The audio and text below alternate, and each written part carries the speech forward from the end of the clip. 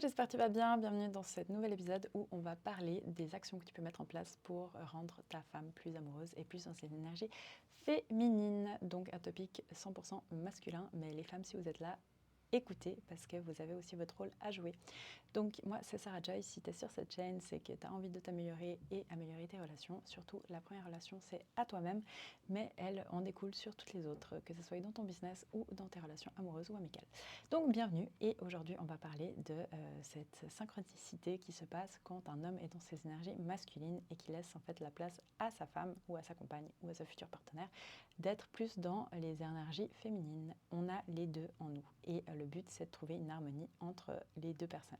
Sauf que il y a certaines actions, d'ailleurs on va peut-être parler des actions à ne pas faire pour justement éviter que la personne en face de toi soit dans le retrait, soit dans le contrôle, etc., qui sont inévitablement des actions qui vont te permettre de repousser en fait l'énergie féminine et donc de lui demander de step up dans des énergies plutôt masculines, et c'est souvent ce qui crée beaucoup de tension. Donc la première chose à comprendre, c'est qu'une femme qui se sent bien, une femme qui est joyeuse, une femme qui est dans la légèreté, ça lui demande un homme qui est dans la protection, un homme qui est dans la sécurité et qui lui apporte un soutien émotionnel, donc qui lui laisse en fait la liberté d'être plus que de devoir faire. Et ça, c'est une chose à comprendre. Sauf que souvent, on ne comprend pas. Souvent, on pense que si tu ramènes de l'argent à la maison, ça suffit. Mais en fait, c'est très primitif de penser comme ça, parce qu'une femme qui aujourd'hui a un travail, a son job, son boulot, ces choses, en fait, elle n'a plus forcément besoin de sécurité financière. Elle est importante, je ne le nie pas, dans le sens qu'on va toujours vouloir que l'homme en face de nous puisse en fait pas juste être financièrement indépendant, etc., mais qu'il puisse en tout cas montrer une capacité à l'être ou à le devenir. Ça veut dire quoi? Ça veut dire qu'en fait, il va mettre en place les choses, pour y arriver. Ça veut dire que même s'il est en processus, ça ne veut pas dire qu'il va être éliminé, mais par contre, on a besoin en fait de pouvoir savoir que notre progéniture sera entre de bonnes mains. Et quelqu'un qui, pour le coup, va jouer à des jeux du loto ou va dépenser énormément d'argent dans des trucs futiles ou ne va pas savoir gérer son argent, ne pas savoir faire des budgets, va dépenser de manière comme un adolescent, ça t'enlève des points.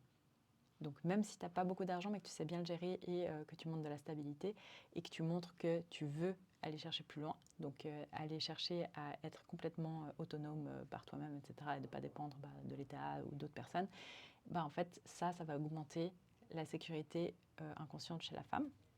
Donc ça, c'est un des points, mais c'est pas que ça.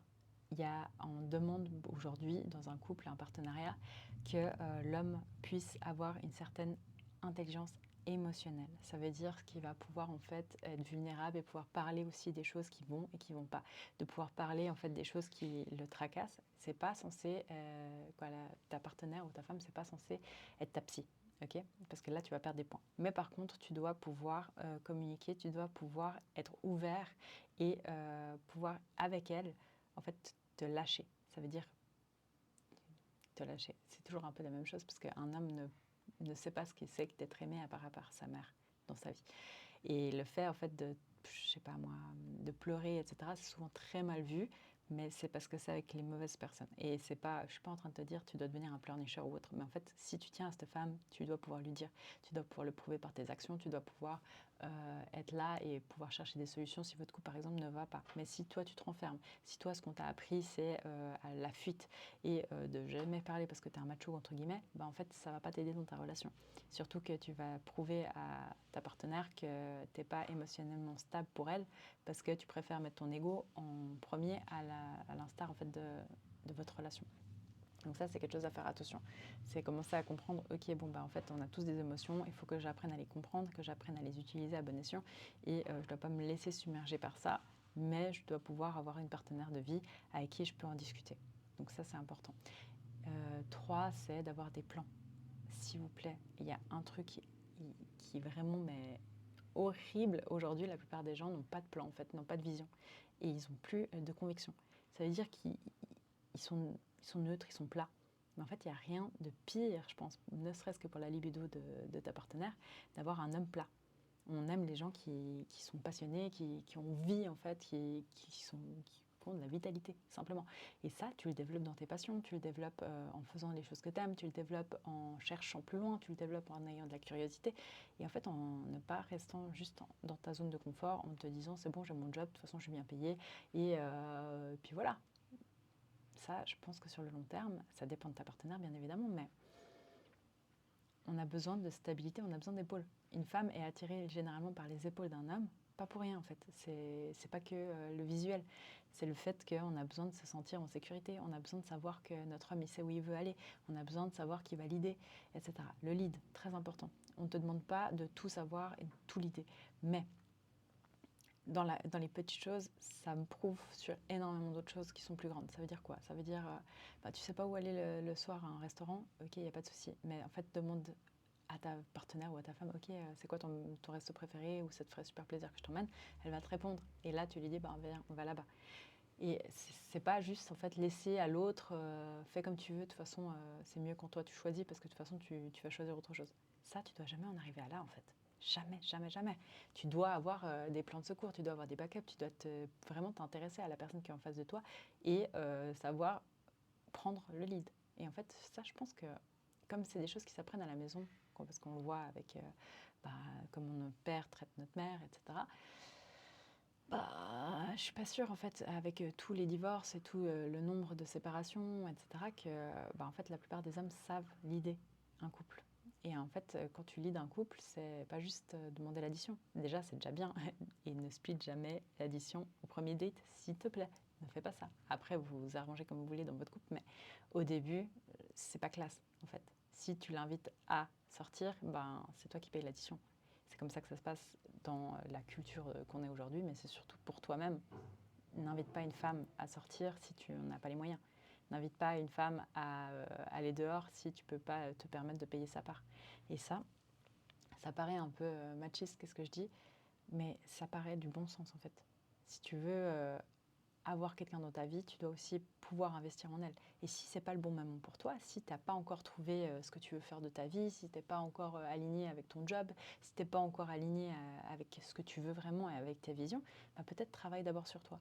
Travaille d'abord sur le fait d'avoir un corps qui t'inspire et d'aller à la salle et d'être discipliné. Travaille sur le fait de pouvoir connaître tes propres traumatismes. Va voir une psy ou une coach. Moi, je fais des bilans gratuits et je l'offre en fait aux entrepreneurs parce que je sais à quel point c'est important et à quel point ça se répertorie plus tard dans ta vie. Et c'est pas le but en fait. Prends du temps justement pour ta carrière.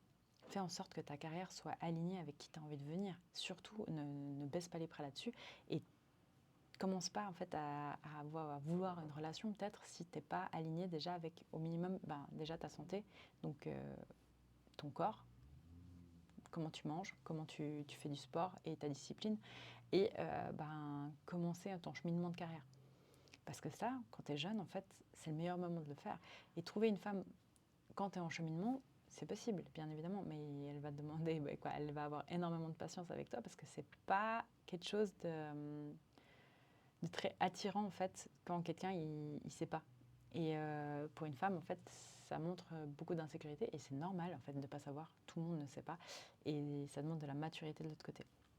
De réaliser que ok c'est peut-être un moment, mais après c'est à toi de te bouger en fait, c'est à toi de prendre les devants pour que cette situation elle soit le plus courte possible, que figure it out zone, en fait ça reste pas 10 ans.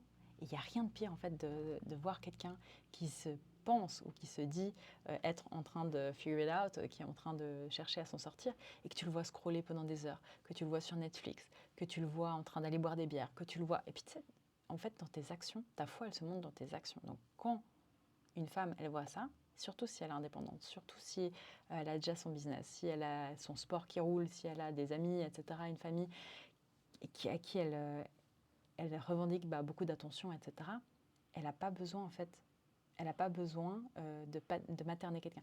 Et ça, une des phrases les plus importantes, si tu es une fille à écouter, et si tu es un homme, peut-être que tu comprendras, c'est qu'une femme qui est dans ses énergies féminines a trouvé un homme qui est bien dans sa peau. Une femme qui doit materner un homme a trouvé un adolescent, donc un garçon qui est en construction. On ne devrait jamais materner nos hommes. Soit ben, il est en construction et peut-être le meilleur moyen, c'est de le laisser se construire et quand ce sera un homme qui sera prêt à s'investir, qui sera prêt à s'engager, etc., avec la bonne femme, ben, il le fera. Soit c'est pas ton job en fait. Et ça, souvent, on a tendance à penser qu'on peut changer les gens et il y a une chose, c'est qu'on ne peut jamais changer la personne en face de toi. C'est à elle et c'est son devoir et en fait, c'est de la manipulation d'essayer de penser que quelqu'un doit changer pour toi. Ça n'existe pas en fait. Quelqu'un qui n'est pas prêt, quelqu'un qui n'a même pas l'envie forcément, et peut-être qu'il ne l'aura jamais, bah, il va peut-être rester comme il est. La personne qui te montre exactement comme elle ne va pas forcément changer. Pourquoi elle le ferait? Elle va évoluer. Ça veut dire qu'elle va devenir plus de ce qu'elle est déjà. Donc s'il y a des points fondamentaux qui ne sont pas corrects ou alignés avec ce que toi tu cherches dans ta vie, c'est peut-être à toi de faire le pas de partir en fait. Parce que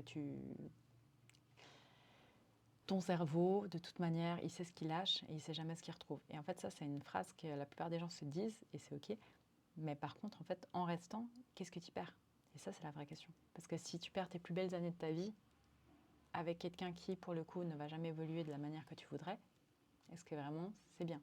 Et ça, pour les hommes et pour les femmes, c'est savoir vos valeurs principales et fondamentales. S'il vous plaît, réfléchissez à vos valeurs. Je vous mets un petit e-book en bas sur les langages d'amour, sur les valeurs et les questions à se poser avec son couple. Mais les valeurs, en fait, c'est ce qui fait et c'est ce qui te drive dans la vie. Qu'est-ce que c'est? Est-ce que c'est la liberté? Est-ce que c'est la famille? Est-ce que c'est le surpassement de soi? Est-ce que c'est la foi? Est-ce que c'est tout ça? C'est à toi de savoir en fait. Et si l'autre personne ne partage pas au minimum une valeur fondamentale avec toi, ça va aller droit dans le mur. Dans 10 ans, vous allez vous réveiller et pouf, ça ne sera pas la bonne personne. Pourquoi? Parce qu'elle aura évolué pas du côté que toi tu vas évoluer. Ça ne veut pas dire que vous allez être pareil. Ça veut juste dire que dans les fondamentaux, dans votre manière d'agir, c'est aligné parce que de toute manière, c'est ce que vous aurez fait même si vous étiez seul. Et en fait, le fait d'avoir quelqu'un qui n'est pas aligné avec tes valeurs, ça veut dire que peut-être toi, la valeur principale, c'est la santé. Et ben en fait, si l'autre, sa valeur principale, c'est les plaisirs, il aura tendance à aller au McDo ou il aura tendance je sais pas moi, sortir le soir et s'amuser, etc. Et toi, tu te retrouves avec quelqu'un qui, pour le coup, après 10 ans, ne sera plus du tout la même personne. Tu auras peut-être du bide, etc. Et puis toi, en fait, tu es aligné avec ta santé, donc toi, tu vas tout le temps à la salle, tu fais attention à ce que tu manges, tu sais que la nourriture, c'est important pour ton énergie, etc. Tu cherches à être en paix avec toi-même, pour ta santé mentale. Et en fait, vous allez devenir des deux personnes complètement différentes qui vont toujours être sur d'autres fréquences. Et ça, c'est compliqué. Parce que tu peux aimer une personne exceptionnelle, sauf que ça peut être pas ta personne. Donc ça, c'est une des choses à réfléchir. Après ça, il y a aussi les priorités dans ta vie. Il y a 8 aspects de ta vie qui peut être la spiritualité, ta carrière, tes finances, les amis et la famille, le couple, le développement personnel, la santé et le dernier, je vais vous faire toute la liste en bas, mais le dernier, c'est après le divertissement. Et en gros, c'est de prioriser ça et de comprendre, ok, c'est quoi mes 3 priorités du moment. Ça change. Les priorités, c'est pas toujours la même chose, mais par contre, ce qui est important, même dans vos business et surtout dans votre couple, c'est de savoir, ok, aujourd'hui, où est-ce que j'en suis? Parce que vos priorités vont faire que vos actions vont être alignées avec ça. C'est-à-dire que si toi, ta priorité aujourd'hui, c'est de construire un patrimoine, par exemple, et ta carrière, et que l'autre, c'est priorité du jour, c'est ses loisirs, et ben en fait, dans vos quotidiens, ça va être complètement différent. Parce que toi, tu vas travailler du matin au soir, et puis l'autre, en fait, il a juste envie de partir en vacances et puis de chiller. Soit vous pouvez en discuter, soit ça va être compliqué. Et ça, si tu arrives à mettre des mots dessus, si tu arrives à comprendre, ok, qu'est-ce que c'est important pour moi aujourd'hui, quelles sont mes valeurs de toujours, parce que les valeurs, ça ne change jamais, par contre. Les valeurs, c'est quelque chose que tu as inné depuis petit. Ça veut dire que moi, j'étais quelqu'un qui aime énormément l'harmonie et le rangement, qu'il se soit bien carré. Depuis toute petite, je range mon armoire par pile d'habits. Depuis toute petite, j'ai mes livres qui sont par ordre. Depuis toute petite, j'ai toujours eu ça. Donc ça, par exemple, c'est une valeur qui est profonde pour moi, qui est importante. Et à toi, c'est à découvrir, ok, qu'est-ce qui est vraiment important pour moi? Et te comprendre pour pouvoir comprendre les autres. Donc j'espère que cette vidéo t'a aidé. Et si tu as des questions, n'hésite pas à les poser en bas. Et aussi, quand vous avez des choses qui vous turmulentent, ne les gardez pas pour vous, parlez à des professionnels. Que ce soit un thérapeute, que ce soit une coach comme moi, que ce soit une psy, c'est important en fait de comprendre que vous n'êtes pas tout seul et par contre quand vous parlez de ça avec vos amis ou avec vos proches, souvent ils n'ont pas les bonnes réponses parce qu'ils ont encore plus de peur que vous et on comprend les autres que à partir de notre propre prisme, donc au travers de notre propre valeur, au travers de notre propre expérience de vie. Donc s'ils n'ont pas la même expérience de vie que vous et qu'ils ne sont pas formés pour vous comprendre, ça va être bien compliqué de pouvoir faire des bons choix avec ça. J'espère que ça t'a aidé et n'hésite pas à t'abonner et à partager plus loin. À bientôt, c'est Sarah Joy.